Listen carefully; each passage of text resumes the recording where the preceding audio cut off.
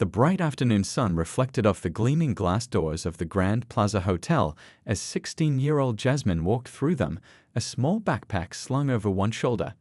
She paused for a moment, taking in the sight of the massive crystal chandelier hanging from the ceiling and the polished marble floor beneath her feet. After the 3-hour bus ride from her hometown, the cool air conditioning was a welcome relief. Jasmine tucked a strand of curly hair behind her ear and checked her phone again. Her debate coach, Mr. Wilson, had texted that he'd be running late. "Wait in the lobby," he'd written. "Team meeting at 4:30. That gave her almost 40 minutes to kill. Finding an empty velvet armchair in the corner of the lobby, Jasmine sat down and pulled out her debate notes. Tomorrow was the regional championship, and she'd been practicing her arguments for weeks. As the captain of her high school debate team, she felt responsible for their performance. Being the only black girl on the team sometimes made her feel like she had to work twice as hard to be taken seriously, but her quick thinking and confident delivery had earned her the respect of both teammates and competitors. Around her, the hotel buzzed with activity. Men in expensive suits and women in cocktail dresses moved through the lobby in small groups, name tags hanging around their necks.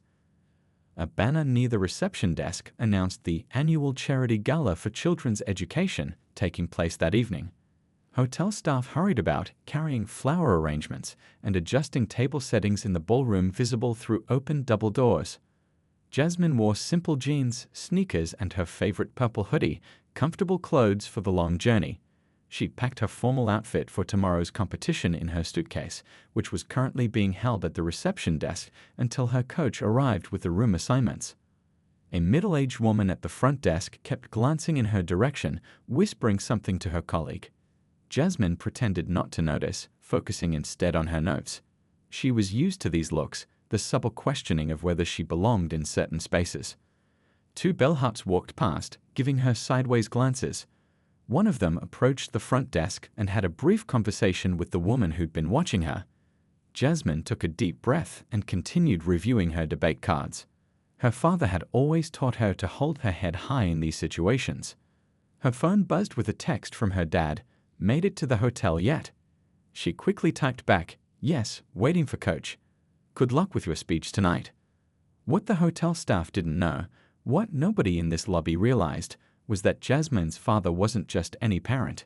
He was Mayor Robert Taylor, recently elected as the city's first black mayor and scheduled to deliver the keynote address at this very hotel in just a few hours. He'd been tied up in meetings all day and planned to arrive separately for the gala. Jasmine hadn't mentioned this connection when she entered.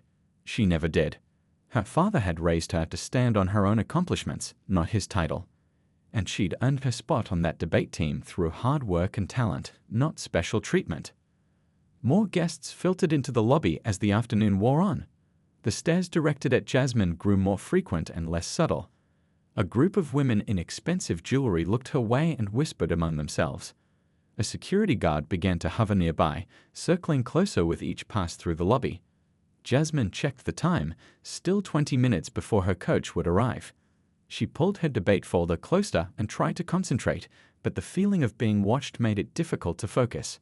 The familiar knot of tension formed in her stomach, the one that appeared whenever she felt out of place or unwelcome. Little did anyone know that in less than an hour, this same lobby would become the stage for a confrontation that would change hotel policy forever and make headlines across the city. The girl they were so suspiciously watching was about to teach them all a powerful lesson about assumptions, respect, and the consequences of judgment. The minute hand on the lobby's ornate clock ticked forward as Jasmine checked her phone again. Mr. Wilson had texted that he was stuck in traffic and would be another 15 minutes late. She sighed, settling deeper into the velvet armchair, and returned to reviewing her debate notes.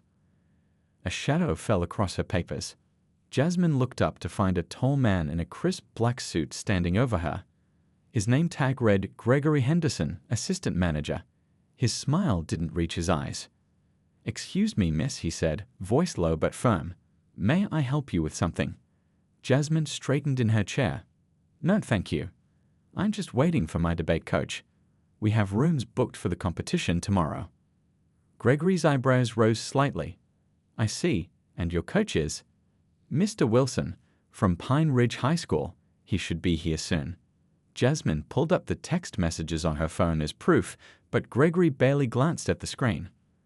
"Well, I'm afraid the lobby is reserved for current guests and those with immediate business at the hotel." His voice grew louder, causing several nearby guests to turn and stare. "This isn't a public waiting area." Heat rose to Jasmine's cheeks. "I understand, but I am going to be a guest. My coach has our room keys. The debate team is staying here for the regional championships." Gregory crossed his arms.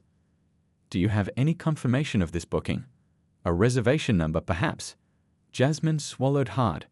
The reservation had been handled by the school, and she didn't have the details. "No, but if you check your system, you'll see rooms booked for Pine Ridge High School debate team." An older couple sitting nearby watched the exchange with uncomfortable expressions. The woman whispered something to her husband, who frowned and shook his head. "Without proof of reservation, I'm going to have to ask you to wait outside." Gregory's tone hardened. "We have important guests arriving for tonight's gala, and we need to maintain certain standards in our public areas." Jasmine felt her throat tighten. "What standards?" "I'm sitting quietly reviewing my notes." "Don't make this difficult, young lady."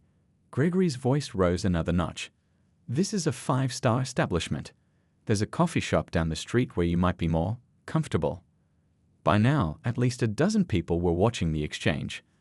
Jasmine noticed an elderly woman at the reception desk discreetly holding up her phone, recording the interaction. "I'm not leaving," Jasmine said, her voice steady despite her racing heart. "My coach told me to wait here, and that's what I'm doing. I haven't bothered anyone." Gregory's jaw tightened. He turned and made a small gesture toward 2 security guards standing by the entrance. They immediately began walking over.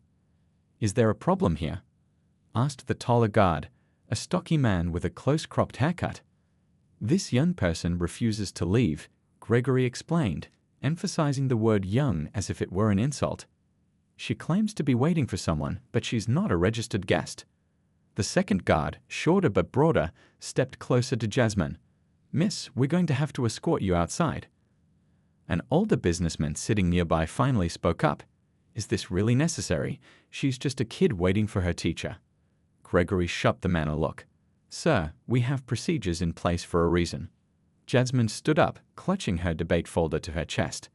Her hands were shaking, but she kept her voice level. "This is ridiculous. I have every right to be here." "Not according to hotel policy," Gregory snapped.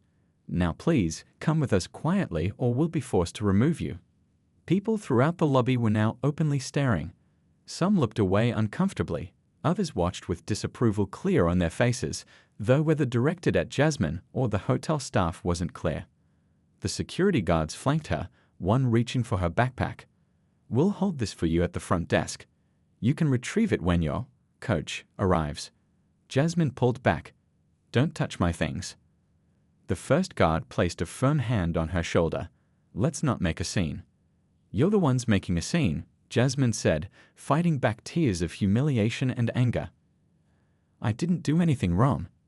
As they began steering her toward the exit, Jasmine caught sight of the elderly woman still recording. Their eyes met briefly, and the woman gave her a small, encouraging nod. Outside, the afternoon sun felt harsh after the dim elegance of the lobby. The security guards released her arms once they'd cleared the entrance. "You can wait for your coach out here," one said, almost apologetically. Alone on the sidewalk, Jasmine pulled out her phone with trembling fingers and called the one person she knew would understand exactly what had just happened, her father. Jasmine stood on the sidewalk outside the Grand Plaza Hotel, her phone pressed to her ear as she waited for her father to pick up. Around her, well-dressed people streamed past, giving her curious glances as they entered the gleaming glass doors she'd just been forced through. "Dad." Her voice cracked when he answered. Something happened. She explained the situation, each word bringing back the humiliation she'd felt as the security guards had escorted her outside. Her father listened quietly, only asking a few questions to clarify details. "Where are you right now?" he finally asked, his voice calm but with an edge of steel that Jasmine recognized. It was the same tone he used when addressing city officials who underestimated him. "Outside the main entrance. My debate coach should be here soon," but she wiped away a tear with the back of her hand. It was so embarrassing, Dad. Everyone was watching. Stay where you are, her father said. I'm finishing up a meeting across town, but I'm coming right over. Don't go anywhere, and don't let them intimidate you. After hanging up, Jasmine leaned against a decorative pillar, trying to look composed despite the knot in her stomach. Through the glass doors, she could see Gregory, the assistant manager, smiling warmly as he welcomed a group of white businessmen. The contrast to how he treated her made her chest tighten. Inside the lobby, the elderly woman who had recorded the incident approached the front desk. Jasmine watched as she spoke animatedly to the receptionist, occasionally pointing toward the entrance where Jasmine stood. The receptionist's face grew increasingly uncomfortable as the conversation continued. A few minutes later, a staff member emerged with Jasmine's backpack, which had been left behind during the hasty ejection. The young woman handed it over with a mumbled apology before hurrying back inside, avoiding eye contact. Jasmine checked her phone again. Mr. Wilson had sent another message. Traffic terrible. ETA 30 minutes. Still at hotel. She texted back, sort of. I'll explain when you get here. As she waited, more guests arrived for the charity gala. Women in evening gowns and men in tuxedos walked past her, some giving her curious looks, others not noticing her at all. Jasmine felt increasingly out of place in her casual clothes, standing alone outside the grand entrance. 20 minutes after her call, a familiar car pulled up to the curb. Her debate coach, Mr. Wilson, stepped out, his forehead creased with worry. Jasmine, what are you doing outside? I told you to wait in the lobby. The words tumbled out as she explained what had happened. Mr. Wilson's expression darkened with each detail. This is unacceptable, he said when she finished. Let's go in right now and speak to the manager. Jasmine hesitated. My dad's on his way. He asked me to wait here. Mr. Wilson checked his watch. The rest of the team will be arriving soon. I need to get our room keys and sort this out. He placed a protective hand on her shoulder as they approached the entrance. The doorman who had watched her removal now held the door open without meeting her eyes. Inside, Gregory was still at the front desk. His smile vanished when he spotted Jasmine returning with Mr. Wilson. He whispered something to a colleague who immediately picked up a phone. I'm Richard Wilson, coach of the Pine Ridge debate team, Mr. Wilson announced firmly, approaching the desk. We have a block of rooms reserved for tonight, and this young lady is the captain of our team. She was waiting for me when your staff decided to remove her from the premises. Gregory's face flushed. There seems to have been a misunderstanding. We have certain protocols. What protocols require you to humiliate a 16-year-old student? Mr. Wilson demanded. Several guests turned to watch the confrontation. Before Gregory could respond, the main doors opened again. A sudden hush fell over the lobby as Mayor Robert Taylor entered, still dressed in his business suit from city meetings. His face was a mask of controlled anger as he scanned the room and spotted his daughter. Gregory's eyes widened in recognition, the color draining from his face as the mayor walked purposefully toward them.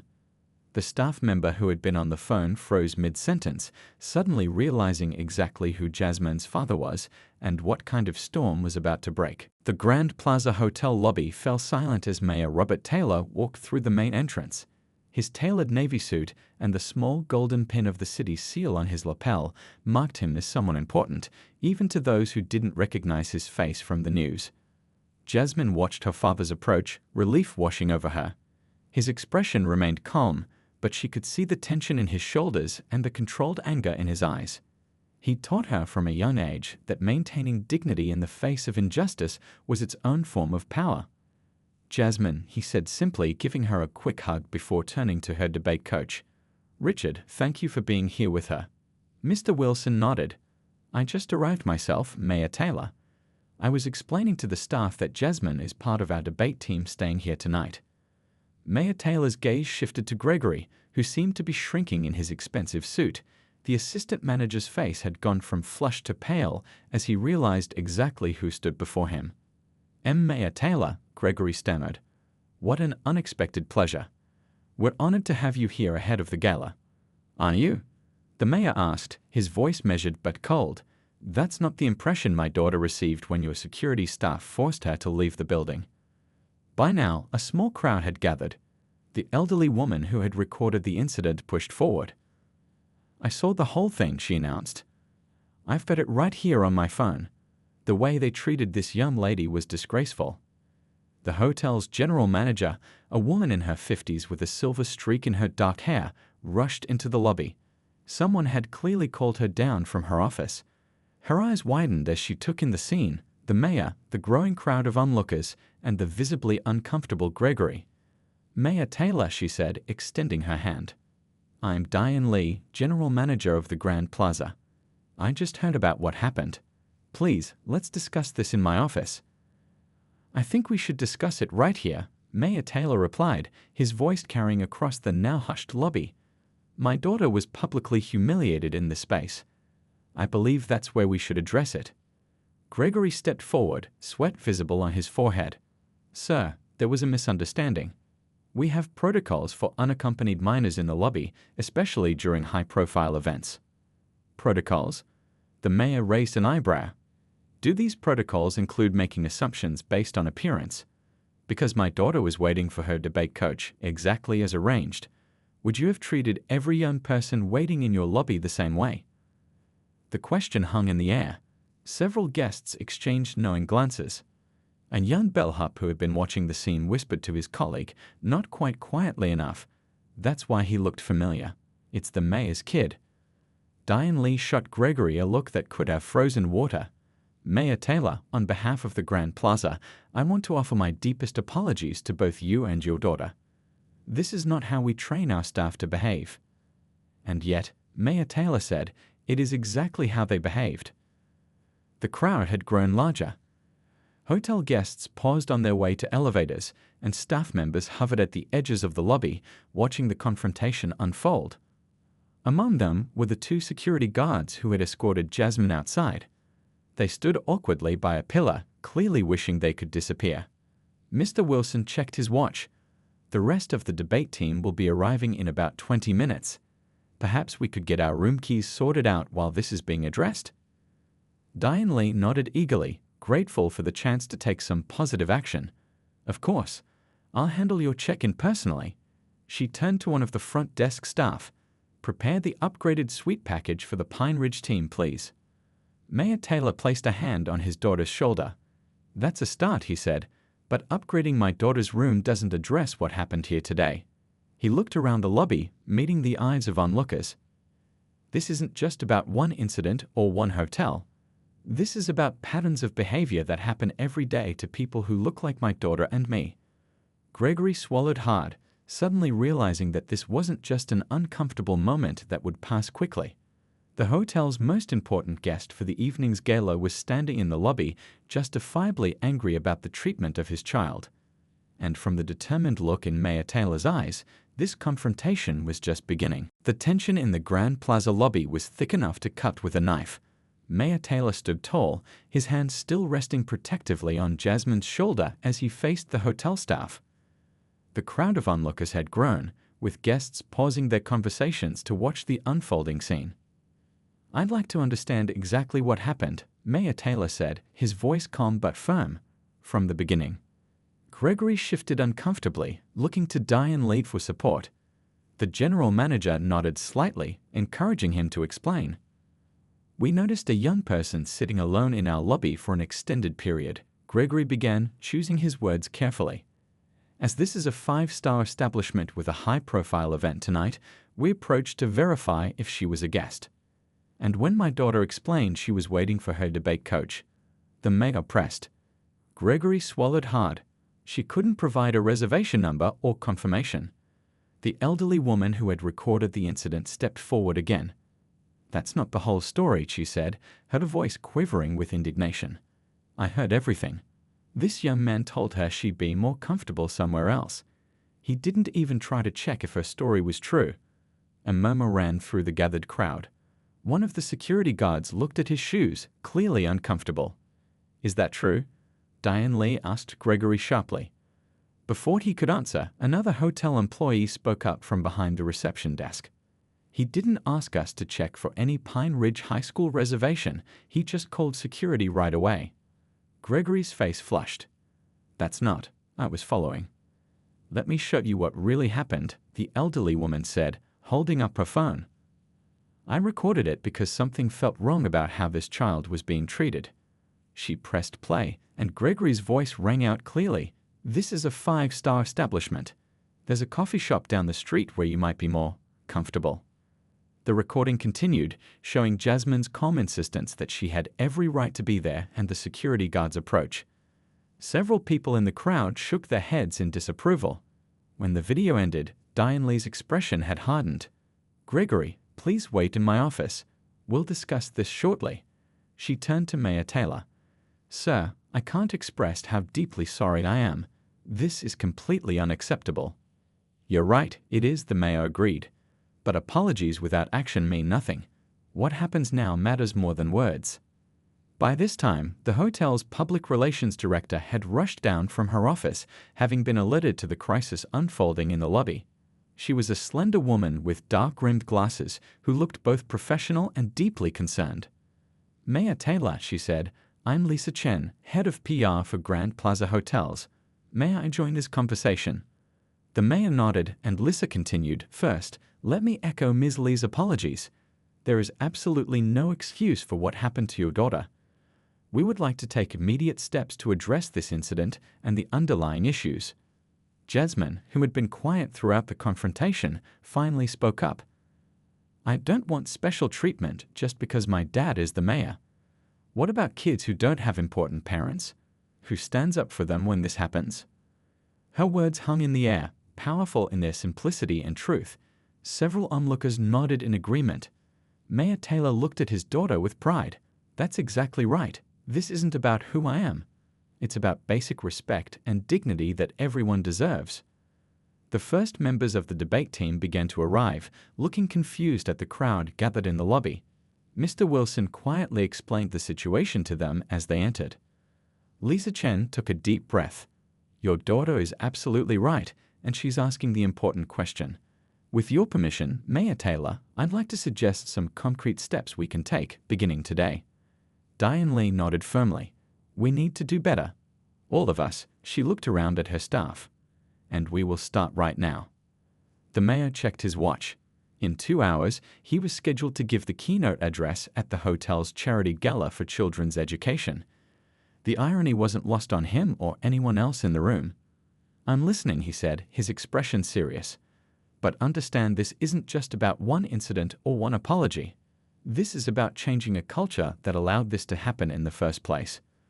Behind him, Jasmine stood tall, no longer the humiliated girl who had been forced outside. Now she watched as her father prepared to turn an ugly moment into something meaningful, not just for her, but for everyone who had ever been judged based on their appearance. The large mahogany conference table in the hotel's executive office felt like a courtroom as Mayor Taylor sat across from the hotel's leadership team. Jasmine sat beside her father, back straight, hands folded in her lap. The debate team had settled into their rooms under Mr. Wilson's supervision, allowing her to join this important meeting. Diane Lee, the general manager, had assembled key staff. Lisa Chen from Public Relations, the head of security, and Thomas Park, the hotel's owner who had been called in from a family dinner. Gregory sat at the far end, his earlier confidence completely deflated. "Let's be clear about what happened today," Mayor Taylor began, his voice steady. "My daughter was singled out based on how she looked and what she was wearing. No one bothered to check her story or treat her with basic respect." Thomas Park, a man in his 60s with salt and pepper hair, nodded gravely. "Mayor Taylor, as the owner of this hotel, I want to personally apologize. I built this business on the principle of hospitality for all. What happened today betrayed that principle completely." "Apologies are a start," the mayor replied, "but I'm more interested in actions." The elderly woman who had recorded the incident, Mrs. Rivera, had been invited to join them. She placed her phone on the table. "I've lived in this city for 70 years. I've seen how things used to be, and I've seen how things have changed, or sometimes just look like they've changed. When I saw this happening, I thought, not in my city, not anymore." Lisa Chen cleared her throat. "The video Mrs. Rivera recorded has already been shared on social media. We've received calls from 3 news outlets in the last 30 minutes." Mayor Taylor wasn't surprised. News traveled fast, especially when it involved the city's first black mayor and his family. So now we're talking about damage control, he observed. But that's not why I'm here. I'm here because what happened to my daughter happens to people who look like us every day, in stores, in restaurants, in hotels just like this one. The difference is, most of them don't have a mayor for a father. Jasmine spoke up, her voice quiet but firm.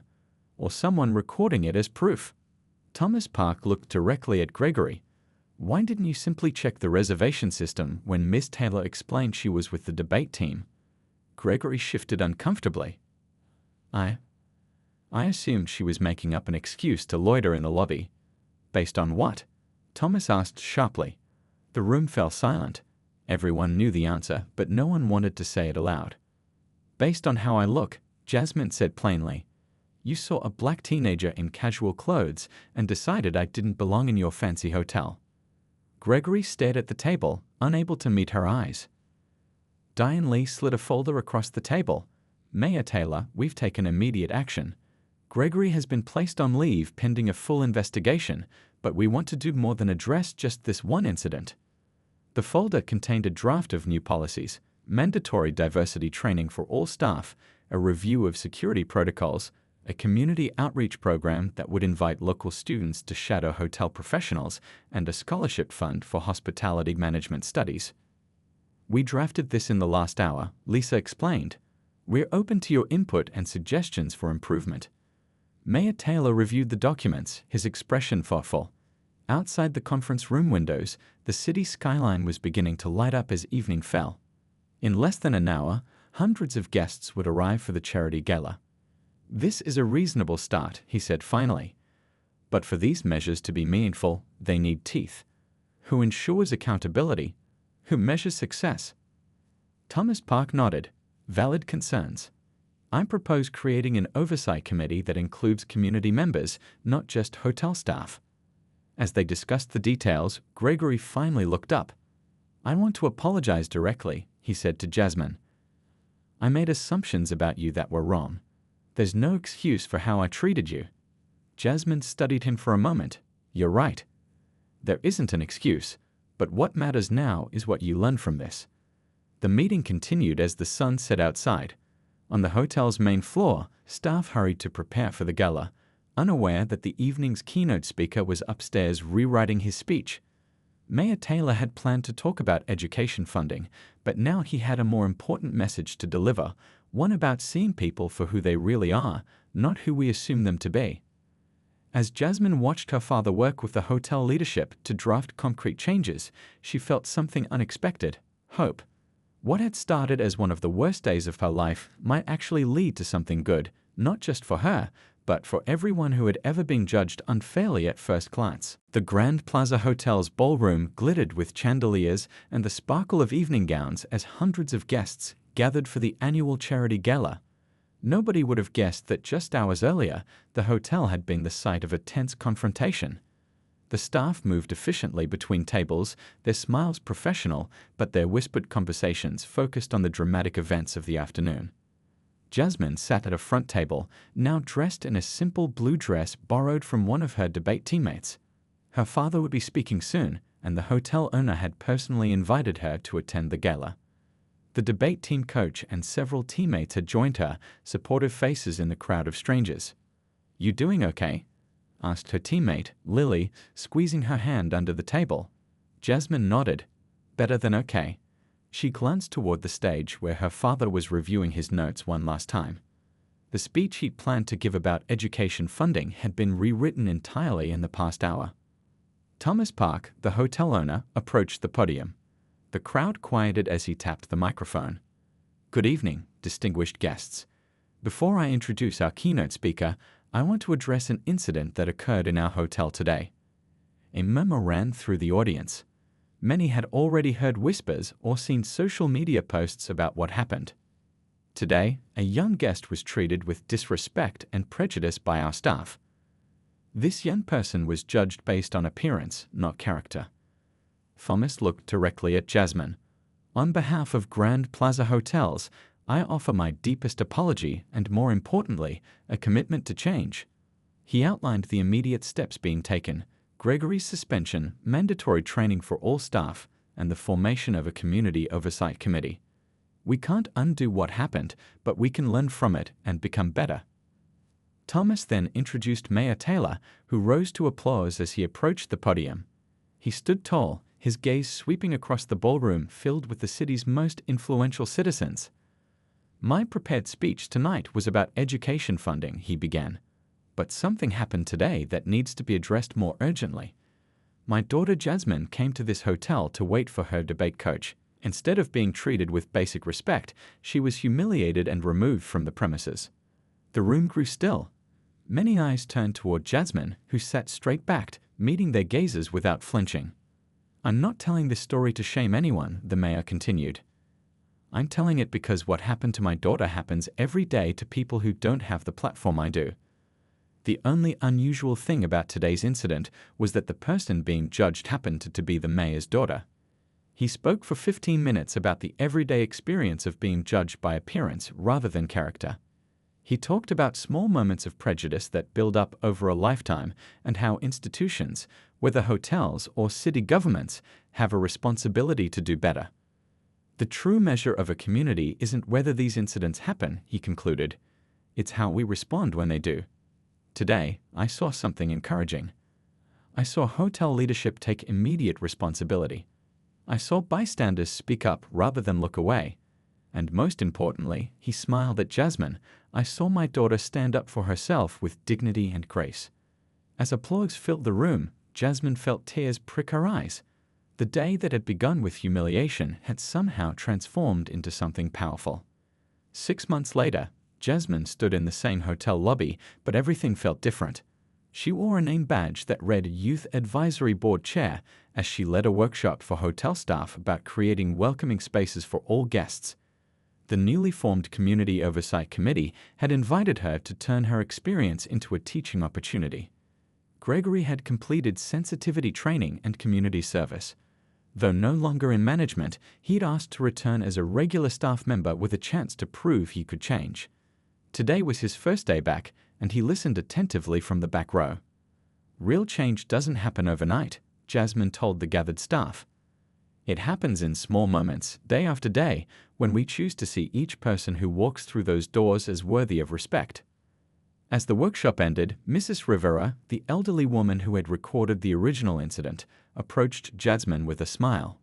You've turned something ugly into something beautiful, she said, squeezing Jasmine's hand. That's how the world changes, one brave person at a time. Jasmine looked around the lobby, now transformed by new policies, new training, and new awareness. The hotel hadn't just apologized, it had changed, and in the process, so had she.